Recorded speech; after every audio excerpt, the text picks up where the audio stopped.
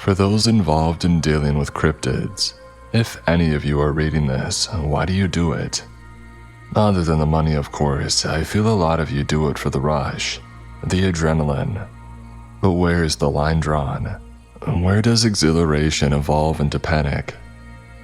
Don't get me wrong, a little risk-taking is food for the soul, but so many factors can go wrong in any situation.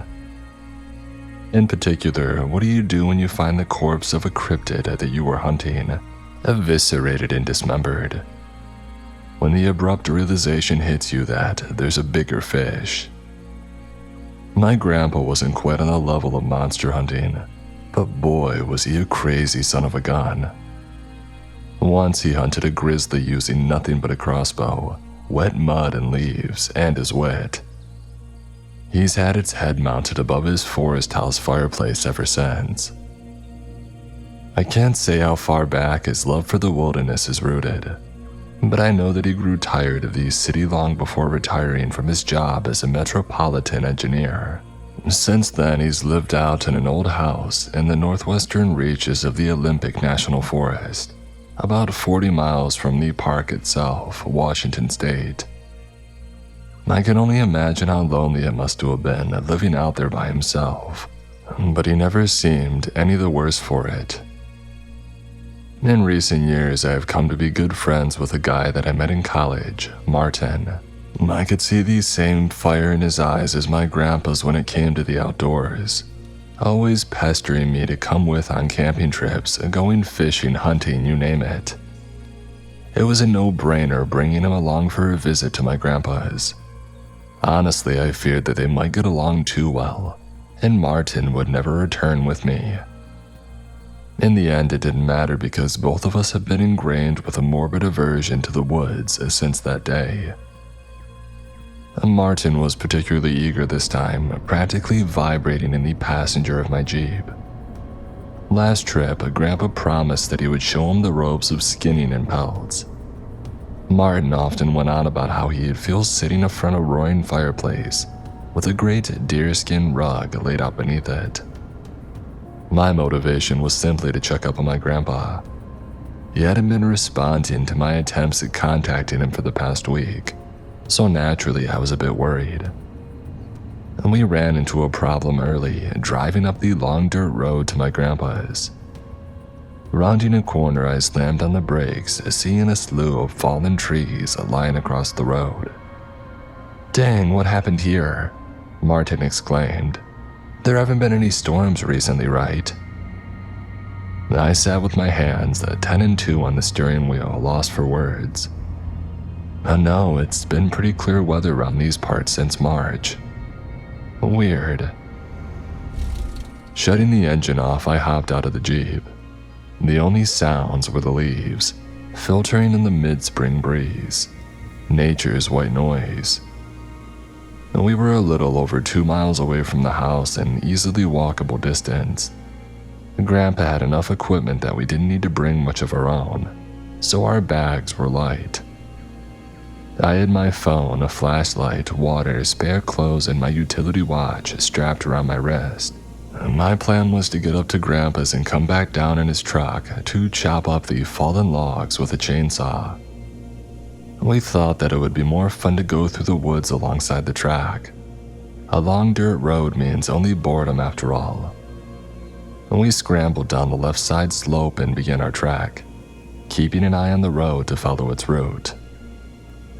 Only a few minutes later, the smell hit us. Putrid carrion.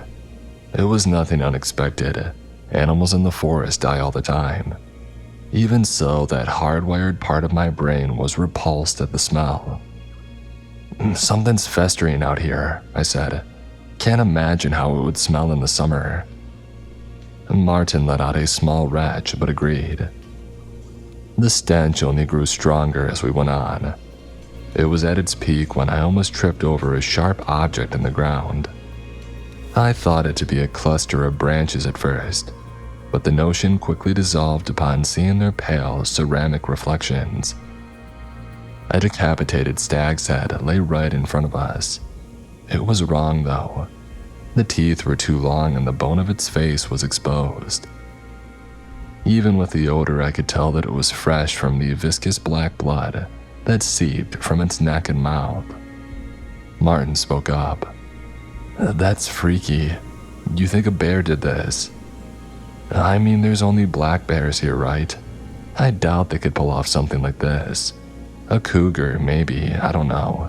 Never seen one straight up decapitate a stag like this, though." My eyes were drawn to a trail of blood forming a jagged streak ahead of us on the ground. My gaze followed it until it terminated at the stag's grisly mess of a body. Well, it looked quadrupedal from a distance, but as we moved closer, I found myself sorely incorrect. The body was that of a monster, large in stature but bony and gaunt. Long razor-sharp claws lying splayed across the ground like kitchen knives, and all covered in patches of dark, wizened fur. "Is it bad?" Martin called out, approaching from behind me to get a look. When he saw it, he went still and quiet as I had. There was no statement that could do the sight justice. I had heard the old tales of the horrors lurking deep inside the forest, but never experienced them face to face. It was still laying dead as the fallen leaves beneath it. It looked crushed and broken, littered with what seemed to be wide and deep puncture wounds. Martin managed to speak up. "Is that..." But before he could say any more, a sudden snap broke the tension. The snap of a twig, no, a branch. My spine shot straight upright. Against my better judgment, I found my head gradually swiveling in the direction the noise had come from. When I caught a vast, hulking shape in my peripheral, I whipped around to face whatever was there. I saw something just for a moment. Enormous long limbs draped in shaggy hair, the color of pine bark. But as quickly as I had turned, the image had vanished. Rising dread threatened to pry my lips apart in a scream. I looked far and wide, but nothing was there. "Kel, what is it? Wait, the cougar isn't still here, is it?" Martin whispered. "No, it's nothing. Let's keep going, we can talk about this later with my grandpa." "But the cat could still be loitering around somewhere. It's best that we don't stay in the same place for too long." Before departing, I snapped a few pictures of the mangled corpse on my phone, zooming in on the head without backtracking to get a better angle. Something told me that turning back, however briefly, would be a terrible mistake. We went on with urgent pace, pretending to ignore the heavy movements between the trees nearby. Large animals will inevitably give away their movements, but they snap twigs and not entire branches. Even so, the movements sounded anything but clumsy. No, they sounded calculated, those of a stalking predator. As hard as I tried to filter them out, I caught myself glancing to the sides and behind very often. I don't know whether I was hoping to see something or nothing. Still, the woods around us were empty other than ourselves. "Hey Cal, if there's a mountain lion around here, we should go up onto the road for a bit. It'll be easier to bolt if we need to." I agreed, and we veered off to the right, climbing up the roadside slope. Deep down I knew that whatever was out there, it wasn't a big cat. We only told ourselves that, skirting the subject of monsters now made very real to us. The forest fell silent as we walked along the road. That was far from being comforting though. If the woods are quiet, predators are about. It's a well-known idea in the community of wilderness enthusiasts. What did ease my mind to a degree was the sight of a herd of deer standing in the track. They cocked their heads to look at us but didn't seem all too disturbed by our presence. At the same time, a feeling of being exposed, vulnerable, grew as a hard lump in my gut. They started to move on as we got closer, wandering off the road and into the woods. One of the deer stayed in place. It wasn't frozen, no, but constricted. It twitched and whimpered as it started to rise off of the ground, as if weightless. It happened so quickly. Its screams were cut off as its limbs were snapped and crushed, and deep wounds erupted over its body. And then, like it had been there the whole time, it stood. It was a nightmare, huge, unimaginably so, rivaling 2 elephants stacked up. It was hunched over, resting on impossibly long and thick forelimbs ending in spindly, sloth-like claws. Its body was long too, ending in a pair of shorter legs, knees inverted with feet supported by spur-like appendages. The lolling head that sat atop an arched neck looked like some bizarre cross between a horse and a crocodile. Hollow pits in place of eyes, the torn skin around its mouth revealing horribly uneven and misshapen teeth that jutted out at irregular angles. The fading sunlight glinted off of the long gashes covering its sides and head. The dead creature from earlier had definitely put up a fight, but it could never have been enough. As we stood, stunned, it reciprocated our stare, the only real movements being the sets of rib-like appendages undulating on its underside, rendering the deer into a torn sack of flesh and bone fragments. The poor animal seemed to wither before our eyes as these sharp ribs forced deeper into its body, like a juice box having the last drop sucked out of it. In that moment, we were a part of the herd, paralyzed. Some had already run off, but others were as statues in the presence of this beast. Another smell hit us then, different from the stench of decay like earlier, but equally as sickening. Like moist earth, sulfur, methane, and dead fish. Its source was clear, as gas from the beast's mouth became thick, billowing fumes rising into the evening sky. The tension was broken with the deer's mutilated husk thudding to the ground. The remaining deer took flight, scampering off into the trees, and in response, the beast snapped its head in their direction. Something was wrong with its head, flopping around clumsily as it turned. I took a step back as it let out a deep and guttural rattle, before bounding off after the herd, its matted hair swinging violently. It splintered a tree as it went, but was totally unfazed by the impact. We waited until its thundering gallops faded into the quickly darkening night before saying anything. What the heck was that thing? Martin sputtered, tears welling up in his eyes. I don't know, man, but we have to get to the house before sundown. I have a feeling our chances at escaping it are little to none in the dark. Are you crazy? We have to go back. I want to get as far away from this place as. What about my grandpa? We can't just leave him here with that thing. Martin didn't look over to me but wasted no time disagreeing, starting his jog up the road.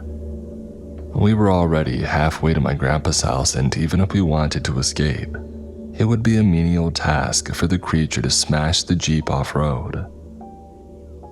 The solitary light in the distance looked like the gates of heaven. It radiated safety, but I knew that we couldn't continue out in the open completely exposed.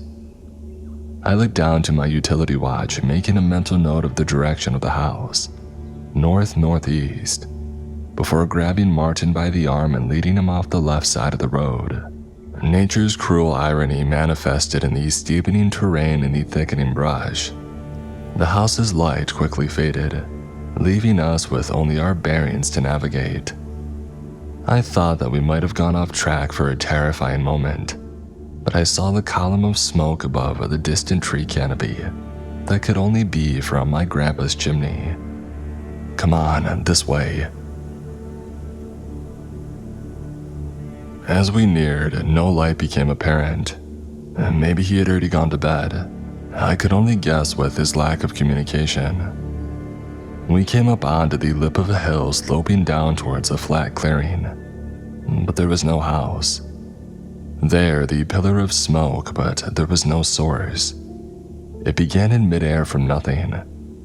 As we stopped to look, the point where the smoke came from jerked around in the air. When I picked up on the organic stench, it clicked in my mind.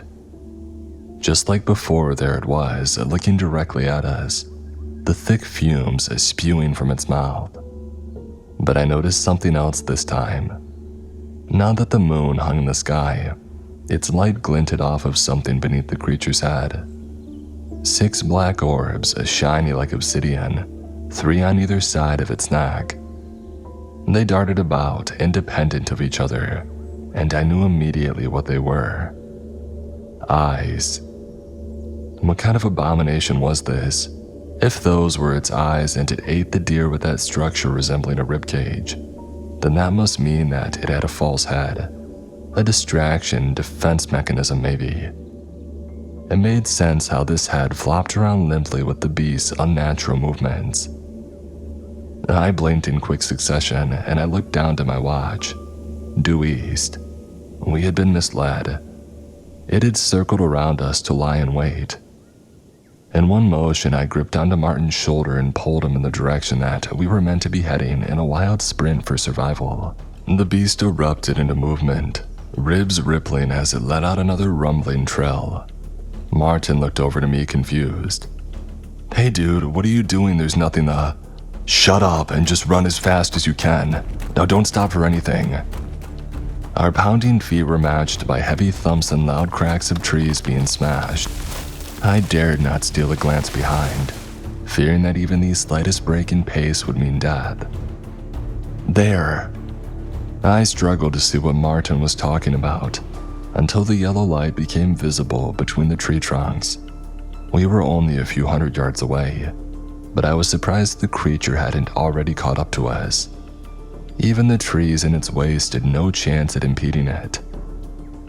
It had almost caught up. I could feel the air pressure from its massive body charging through the trees behind, close enough that at any moment I might feel its claws cleave my body into pieces. A saving grace. Coming up on our left was a dense patch of old oak trees. I swerved towards them, leaping through the spaces between trunks, just large enough for us to get through. I hit the ground, rolling sideways. There wasn't even time to be dazed as an immense slam sounded from where we had just been. I scrambled backwards, looking to see a great arm slinking through the gap. It was thick, but not as thick as the oaks. The claws tapped about, searching blindly for our frail bodies. "Go," I shouted, and the both of us shot to our feet and bolted towards the light. As we ran, the sounds grew distant. Was it stunned or did it still think that we were behind those trees? I didn't care. All that mattered was being inside and not out. Gravel clattered against the front of the house as we skidded to a stop. I rapped on the door, devolving into pounding when they went unheard. On what was probably the 20th knock, my fist met only air, and I stumbled in through the now open doorway. I looked up to meet Grandpa's gaze. His eyes were wild. He didn't look like himself. He glanced behind me at Martin and then behind him. Whatever he saw out there, his pupils contracted in response. "Hurry, boys, get inside," he whisper-shouted. We filed in and he went to bolt the door but hesitated. His hand fell limply. No use. He was right. If the beast wanted to pay a visit, it would do so regardless of our home security.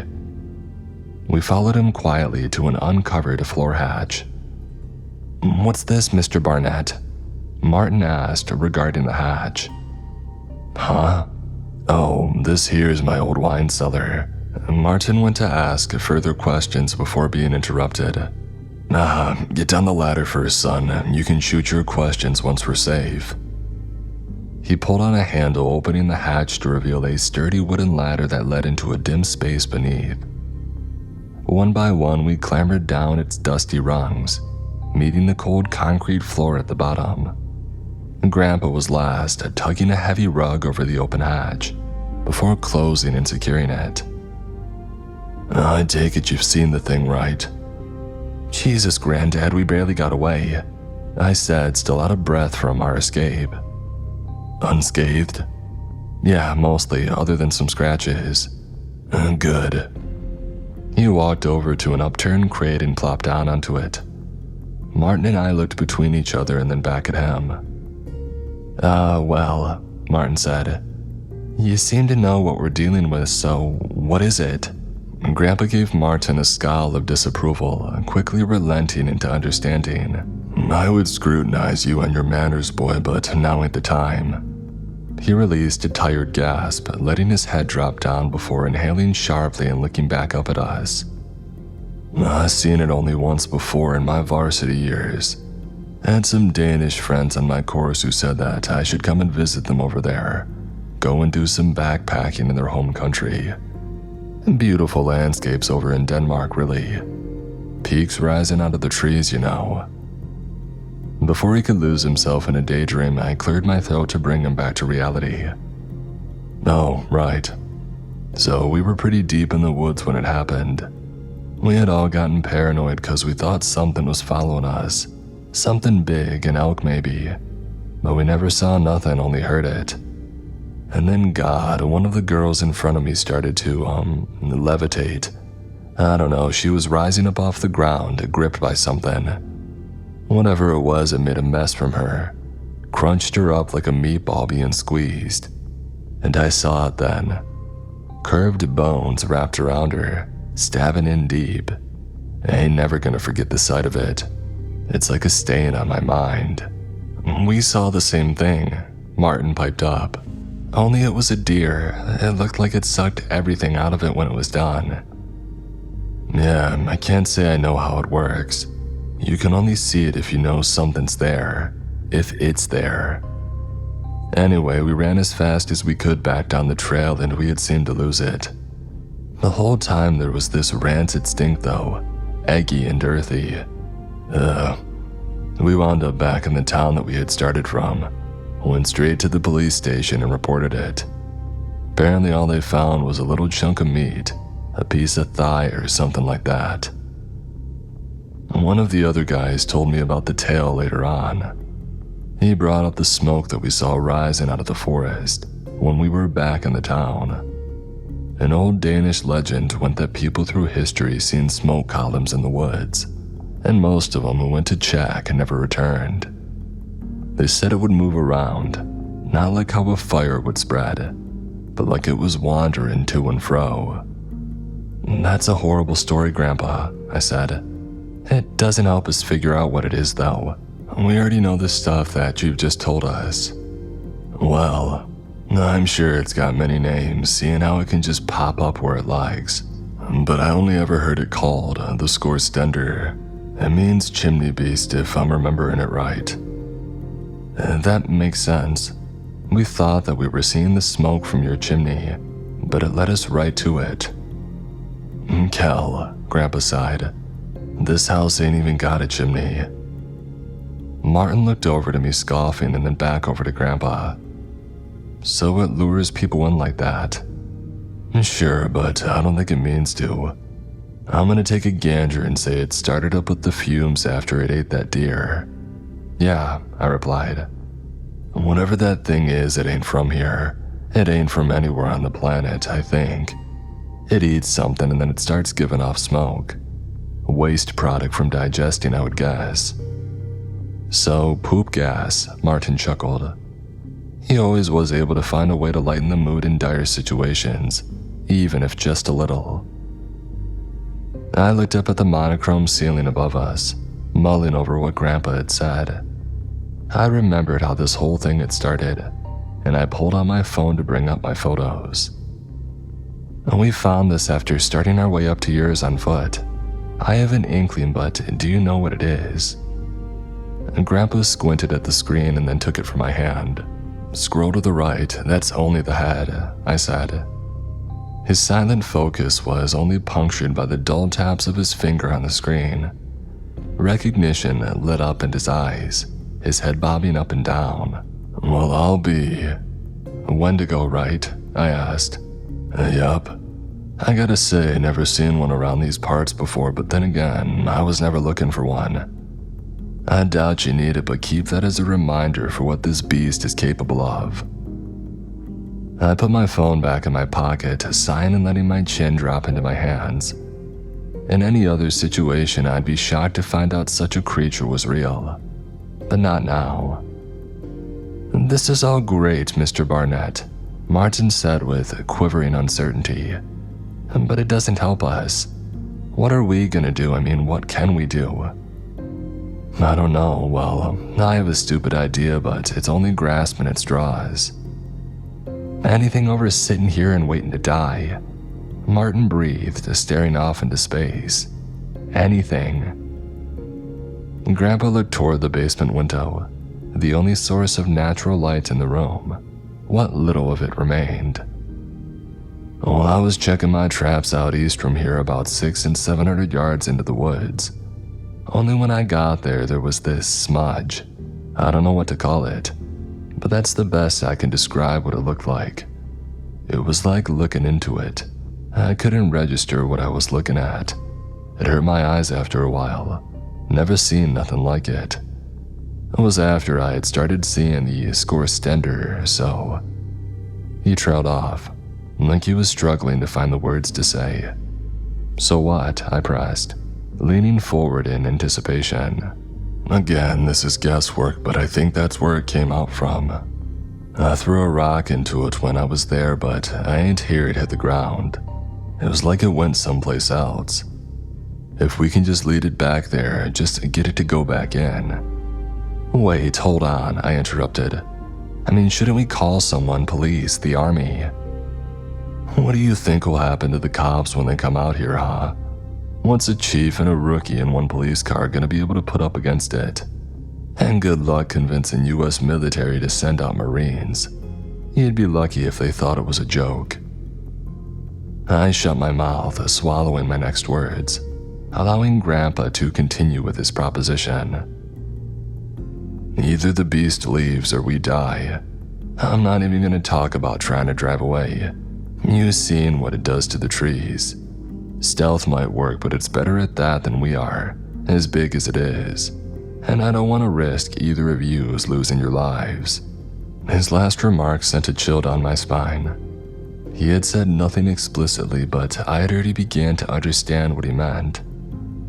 Granddad, you.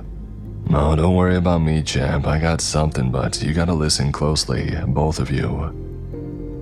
Martin and I set our full attention on him. I wanted to hear his plan, but I really hoped it was going to go a different way from what I was thinking. Now I want to make this clear before anything else. I'm going alone and you boys need to sit tight and do as I say.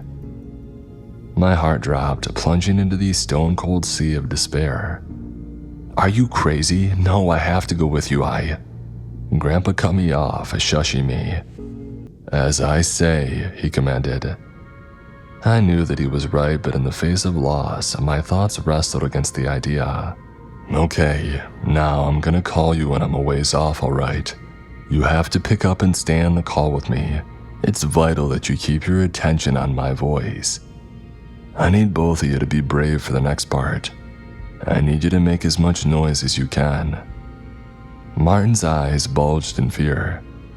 Won't that just get us killed? I haven't finished. That's only up until I call you. When I do, you shut up and you hide in the darkest corners of this cellar, okay? I was heaving for breath now, cold beads of sweat budding on my forehead, but I closed my eyes and stilled myself. Yeah, okay. Now good. Once we're connected, I'll start. We were silenced by a single muffled thump from overhead, so forceful that the seething spewed cement dust down on us. Then another thump and another and another. I fell off my perch in shock when a booming crash sounded from above, chased by the clattering of rubble. The steady thuds drew nearer, louder, until the only sound was that of the floorboards, groaning under immense weight. I looked over to Grandpa, who looked over to me and whipped a finger to his lips. I nodded and then slowly turned towards the basement hatch. The beast was trying its best to move silently. A stifled whimper escaped my lungs as I saw the hatch buckle. A loud bang shook the house's foundation and then nothing. In the silence, I could make out the beast's ticking growl. It was toying with us, trying to catch us out, make us think that we had been foiled so we would burst out in a panic and try to flee. Its intelligence terrified me so much more than its grotesque appearance. It tried this bait a few more times before huffing angrily. The heavy creaks grew distant until we could no longer hear it. aside from the single crash of a fallen tree somewhere outside.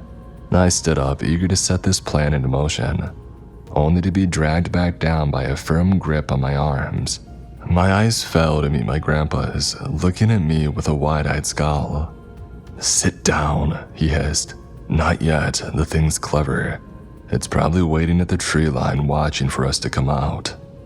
The three of us sat in silence, ears attuned for even the slightest noise to indicate its presence.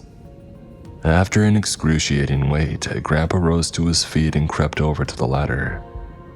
He scaled it, wincing at the creak of a rung, and then pushed open the hatch ever so slowly. The rug that had been above us was tattered, torn fragments slipping down into the now open space. He peeked out from side to side, checking rigorously that we were safe. As he pressed his hand upward, what sounded like a broken tile was disturbed, clattering to the floor above us. Grandpa froze in place, visibly tensing. There was a heavy step, followed by a guttural rattle that I prayed to God I wouldn't hear forced Grandpa into action. He pushed himself off of the ladder, tucking and rolling to the floor, right before the hatch was slammed by immense force, cracking it and warping the hinges. Grandpa shot to his feet, adrenaline far outpacing his old age. He glanced around wildly at the floor, before looking up at us with a newfound determination. Change of plans. Martin, distracted, to make some noise. Cal, give me a leg up to the window." Martin's jaw fell open and his breathing quickened. "Oh God," he yelped, pressing fingers into his temples. But to his credit, he turned toward the hatch and started up a racket straight after. "Come and get it. I'm right here, you idiot." While Martin was busy yelling at the chimney beast, Grandpa and I hurried over to the window and braced myself in a kneel, fingers locked together forming a foothold, where he planted a foot. 1, 2, 3. I heaped him up, holding my posture while he unlatched and swung the window open. My body was already tired from running away, and Grandpa was heavier than he looked. But still, I hauled him up further until he was out past the waist, and he pulled himself out into the hazy night. I kept my focus on him as he turned around, refusing the urge to look as I heard claws cleaving away ravenously. "All right, I'll be calling in a minute," he panted. "And when I do, tell Martin to zip. I love you, bud." "You too, Granddad."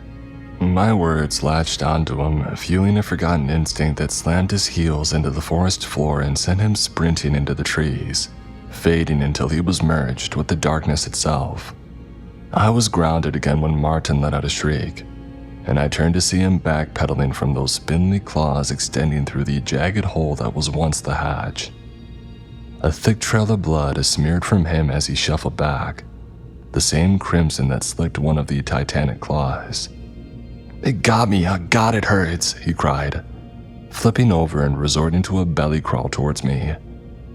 I rushed over and dragged him as far away as I could, but he flopped to the floor in shock when I released my grip. His calf was a mess of exposed and glistening flesh and bone, sliced through like warm butter. His mouth hung half open but without a sound, so I rushed to build a cacophony in his place. As booming as I tried to make myself sound, I devolved into whimpering shouts. The beast's arm had reached almost halfway across the room, yet still it slithered further and further through the broken hatch, claws ticking around in search of our flesh. Backed up into the furthest corner alongside Martin, the monstrous hand grew closer, slowly, agonizingly so. I only became aware of the incoming call from the vibration in my jacket pocket. It felt as if somehow safety lay in the act of answering my grandpa's call. My hand shot into my pocket and yanked the phone out, fumbling with the touchscreen and picking it up. "Granddad, it's so close it's about to get us. Do something, please," I wailed into my phone. Instead of a reply, a loud crack rang through the night and then the phone. The beast's arm lurched backwards, freezing for a moment, before it tore out from the basement, peppering the floor with wood fragments. As simple a sound it was, I recognized it. His Black Hawk. He had taken it with him. I don't know when he picked it up, he may have had it on him the entire time. Out the window I saw the hulking silhouette barrel into the trees at speeds rivaling my Jeep in fifth. I jumped when I heard Grandpa abruptly begin shouting over the call. The words were indiscernible, blending in with the scuffed sounds of movement. I took the moment to take off my jacket, and then my t-shirt, which I pulled tightly around Martin's upper calf as a tourniquet. Hey, Cal. Grandpa said over the phone, sounding hollow and tinny. Make sure that you keep up with your aerobics. God, don't get easier with it over the years. I let out a half-hearted chuckle. I will. I want to go hiking through these woods with you, camping, surviving off of the hunt. I know you do. My God, I do too. He said, stifling a sob. You're gonna have to stay strong for your ma, okay? There ain't no chance I'm getting out this time. But you two are. I broke down then, thick watery streams aligning my cheeks. I'm going to miss you so much, Granddad. Aye, but we had some good times. Amazing times, didn't we? I sure as hell did. And wow, this is a pretty badass way to go out, right? An unfamiliar comfort swelled up inside me, almost breaking through the tears. Yeah. Alright, I'm here. The smudge. No idea what I'll find through there. I could hear the thundering beast across the call as it gained on him. Its clicks and rattles, too. I'm going in. Promise me one thing, though. Anything, Granddad. You be a good kid and make my daughter proud. That's all. A bizarre noise came from the phone speaker, something akin to the sound of a stone sliding across a frozen lake, followed by a splash that seemed to kill all the noise. That dead silence was broken when a shuddering voice spoke again through the phone. What the? Where are you? I yelled, pleading for any small morsel of information that he could provide. I don't know, I'm in a pipe, I think.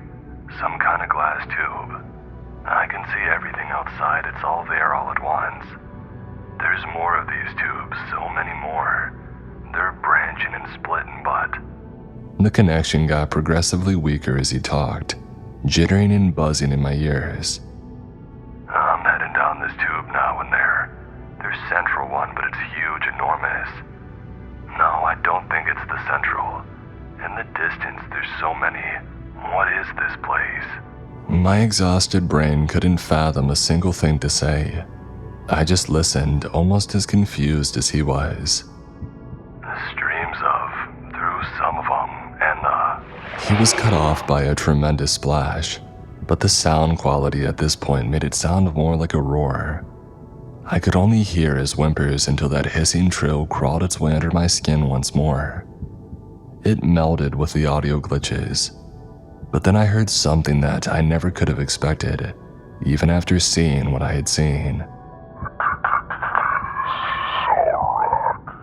It sounded as if the creature was stuttering, clearing its throat before.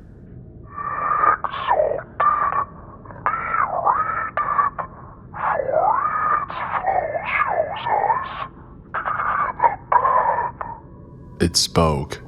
The unearthly nightmare beast had spoken. Its words were jarring, like it was repeating after someone teaching it how to talk, broken by animalistic clicks and hisses. Grandpa screamed, but the call lost connection completely and it drew out as a high sine wave tone. My hand acted on its own accord and loosened its grip, sending the phone clattering to the floor. By the time that I had crouched down to grab it, only my home screen greeted me as I pressed the home button. Call failed. I looked down to Martin and he was out cold but breathing. The bleeding had died down, but he needed urgent treatment. Even so, I fell to the floor, back slouched up against the cold concrete wall, and decided to wait it out until sunrise. I was certain that Grandpa's plan worked, but just the slightest uncertainty held me in place.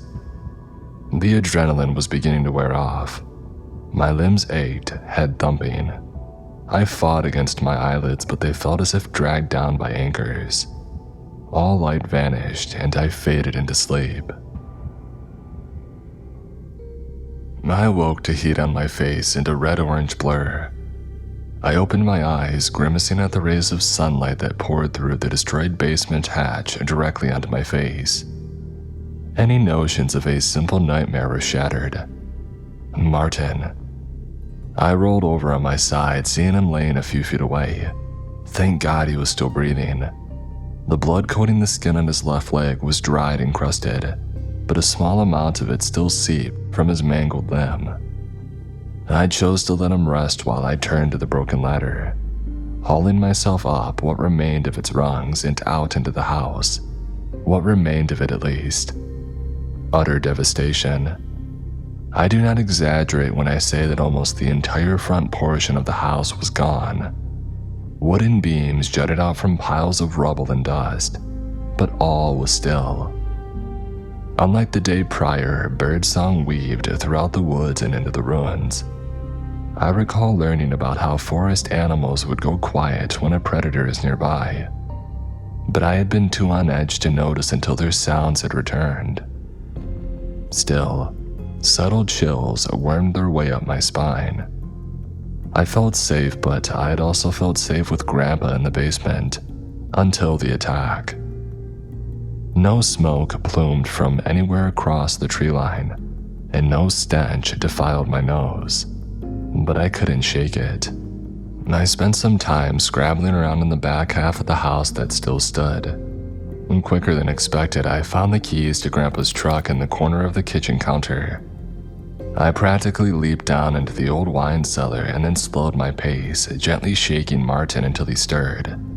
He was groggy and confused. "Don't worry, man, I'm gonna get you home." I wrapped his left arm over my shoulder, supporting him to the ladder. It was tough getting him out, but I did, and we hobbled through the ruins to the truck. Driving faster than truly necessary, I swerved, slamming on the brakes when the fallen tree trunks came into view almost out of nowhere. The jolt shook Martin and he came to attention from the pain in his leg. I apologized for it, but wasted no more time in getting out and helping Martin down from his seat. The stench of death was stronger in the air, the Wendigo corpse festering nearby. It brought me back to the night before, the raw terror spawning paranoia within me that grew intense over the short walk between the truck and my Jeep. I felt exposed and naked. We made it across the trees and into my Jeep quickly, even with Martin's injury. Still, without any warning signs of the beast, my heart was drumming so hard that I could see my chest pulse. After a messy three-point turn, the wheel slipped, kicking up dust before we shot away down the track. We drove until reaching the small police station, where I flew out of the Jeep and burst through its double doors. Perhaps a rash action in retrospect, but my mind was elsewhere. Before anything else, I had them call an ambulance for my friend, following by reporting a severe animal attack. When I was asked what had attacked us, I spat out, "Cougar." The officer grunted and I laid out the facts. Grandpa was gone, dragged away by our assailant. An ambulance arrived soon thereafter to pick up Martin. The EMTs were visibly surprised by the laceration, but attended to him nonetheless. He had lost a fair bit of blood, but they quickly got him in stable condition at the nearest hospital, where he stayed for the next week. A search party banded together to look for Grandpa, but they found nothing, of course. I was questioned about the state of his house, but I think the trauma welling up in my eyes was the best defense that I could have had. No scorch marks on the rubble to indicate explosives, nothing. It's been a few years since this all happened, and I've made it through the stages of grief in one piece. I would like to say that Grandpa lives on in my memory, but that wouldn't be entirely accurate to say. I can still remember him, our conversations, days out, the smell of his fireplace, all that. But no matter how hard I try, I can't remember what he looked like. That's to say, there's only an imperceptible smudge where he once was in any pictures that I still have. I don't know where he ended up, some massive network of tubes, but I get the distinct impression that his grave lies somewhere else, in another place separate from this world. I'm eternally grateful for his sacrifice, yeah, but I can't help but think that this was only our lives that were saved from the Skorstender. Are there more of them, or is it somehow able to relocate itself? Only my grandpa would have the answers, but yeah. Just in case, if you find yourself out in the wilderness and you see a steady plume of smoke rising from the trees, perhaps even smell the organic stench of digestion, it would be best to call off the occasion entirely. Once it's on to you, well, I only hope you're as lucky as we were on the day that my grandpa died.